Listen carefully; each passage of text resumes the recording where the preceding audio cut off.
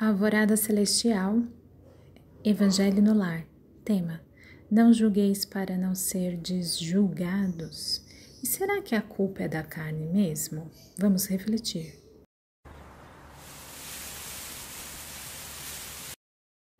Leitura do livro Evangelho segundo o Espiritismo do Allan Kardec, capítulo 10. Bem-aventurados os que são misericordiosos. Item 11. Não julgueis para não serdes julgados. Atire a primeira pedra aquele que estiver sem pecado. Item 11. Não julgueis a fim de não serdes julgados, porquanto sereis julgados conforme houverdes julgado os outros. Empregar-se-á convosco a mesma medida de que vos tenhais servido com os outros. São Mateus 7, 1 e 2. E agora eu vou ler, para considerar o item 11, 12 e 13, eu vou ler o item 13. Atire-lhe a primeira pedra aquele que estiver isento de pecado, disse Jesus. Essa sentença faz da indulgência um dever para nós outros, porque ninguém há que não necessite para si próprio da indulgência.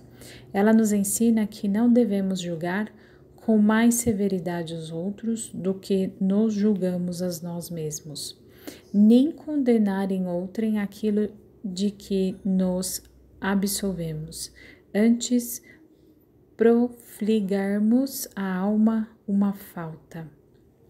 Vejamos se a mesma censura não nos pode ser feita.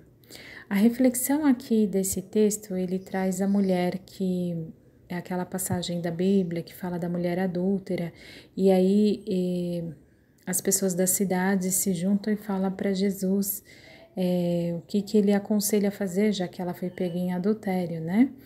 Então, também era uma armadilha ali para Jesus. Então, ele sabiamente levantou e falou: quem não tiver nenhum pecado, então atire a primeira pedra. Enfim, orientou as pessoas, orientou a mulher e seguiu o seu caminho. Então, o que eu gostaria de trazer aqui é a reflexão que nós fazemos a respeito do julgamento e como nós julgamos as outras pessoas. O que acontece? Nós somos estimulados constantemente a fazer julgamentos. A gente julga uma pessoa porque ela não tem determinada condição financeira, determinado emprego, ou ela não tem uma determinada faculdade, ou a gente julga porque acha que o trabalho dela é inferior, ou porque ela não tem um curso universitário, ou porque ela é de uma determinada raça, ou de uma classe econômica, ou porque ela não usa determinado tipo de roupa.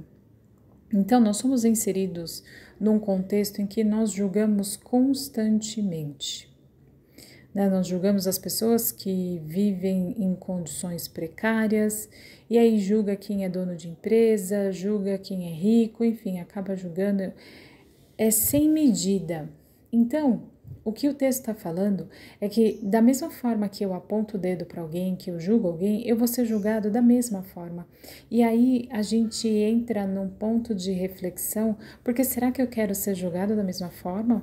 Mas eu sei das circunstâncias, eu sei os bastidores da história que me levou a ter determinada atitude ou porque aconteceu determinado problema. Então, nesse sentido, que a espiritualidade possa trazer ao nosso coração em que momento do nosso dia nós julgamos, ou quais são as crenças que nós temos dentro de nós que julgam as pessoas.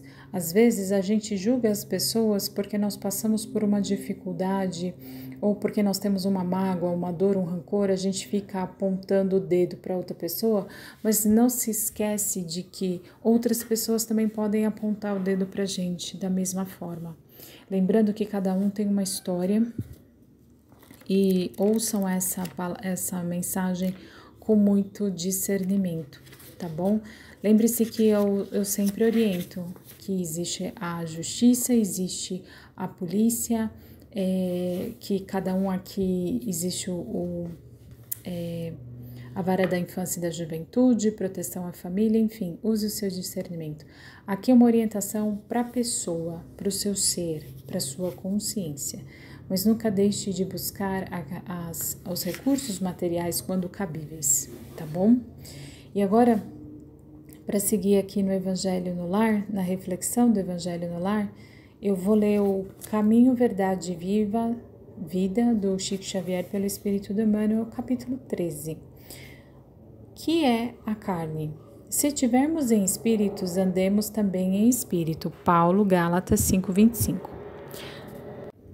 Quase sempre, quando se fala de espiritualidade, apresentam-se muitas pessoas que se queixam das exigências da carne. É verdade que os apóstolos muitas vezes falaram da concupiscência da carne, dos seus criminosos impulsos e nocivos desejos. Nós mesmos frequentemente sentimos-nos na necessidade de aproveitar o símbolo para tomar mais acessíveis as lições do Evangelho. O próprio Mestre figurou que o espírito como elemento divino é forte, mas que a carne como expressão humana é fraca. Entretanto, o que é a carne? Cada personalidade espiritual tem o seu corpo fluídico e ainda não percebestes, porventura, que a carne é um composto dos fluidos condensados? Naturalmente, esses fluidos, se reunindo, obedecerão aos imperativos da existência terrestre. No que designais por lei de hereditariedade, mas em conjunto é passivo e não determina por isso. Podemos figurá-lo como casa terrestre dentro do qual o espírito é dirigente, habitação essa que tomará as características boas ou más de seu possuidor. Quando falamos em pecados da carne, podemos trazer a expressão por faltas devidamente à condição inferior do homem espiritual sobre o planeta. Os desejos alvitantes, o impulso deprimente, a ingratidão, a má-fé, o traço do traidor nunca foram da carne. É preciso que se instale no homem a compreensão de que a necessidade de autodomínio, acordando-lhe as faculdades de disciplinador, renovador de si mesmo em Jesus Cristo. Um dos maiores absurdos de alguns discípulos é atribuir ao conjunto de células passivas que servem ao homem a paternidade dos crimes e desvios da terra, quando sabemos que tudo procede do espírito. Uma das grandes lições que eu aprendi no Espiritismo é que são algumas lições que eu vou colocar aqui que vai servir para a vida. Primeiro, que o espírito ele habita esse corpo terrestre e existe um vínculo do nosso espírito através do perispírito, que é um envoltório que acopla no corpo, que dá forma a esse corpo, mas que carrega todas as nossas marcas. E ele compõe essa carne, ele traz para essa carne os nossos traços, mas os traços que estão guardados no perispírito, que são os traços pregressos da alma. E também, o que o texto fala é exatamente isso, que a carne, ela recebe influência do espírito. Existe a condição da hereditariedade no nosso sangue, então nós já carregamos memórias das nossas células, dos nossos ancestrais, mas o próprio espírito tem essa influência. Então, o que ele está dizendo é o seguinte, que nós colocarmos a culpa na carne não é uma desculpa, porque a má tendência vem do espírito. E o que eles trouxeram nesse texto, que eu achei de grande sabedoria, que é para a nossa vida, independente da nossa religião, que é preciso se instale no homem a compreensão de sua necessidade de autodomínio, acordando-lhe as faculdades de disciplinador e renovador de si mesmo, buscando se melhorar através da religião ou de qualquer outro meio que você busque para se aprimorar. Então, nós temos a necessidade de autodomínio e de disciplinar a nós mesmos o nosso comportamento. É o amadurecimento das nossas ideias, das nossas tendências, reconhecer os nossos pontos de melhoria, aonde nós precisamos melhorar, aonde nós precisamos mudar. Nós falamos hoje de julgamento, Por que julgar a outra pessoa se eu erro igual? A vida pode me colocar na posição daquela pessoa para eu saber exatamente como é estar lá. A vida é justa. Então, que hoje nós possamos despertar o disciplinador em nós, para que nós tenhamos autodomínio da nossa consciência, das nossas atitudes, do nosso eu. E a reflexão desse texto, ela tá muito conectada, porque pode ser uma inferioridade do nosso espírito, uma tendência negativa do nosso espírito de julgar, que independente da nossa hereditariedade, independente da nossa família, nós temos tendências que precisamos ser melhoradas. Eu espero que essa reflexão faça sentido para você.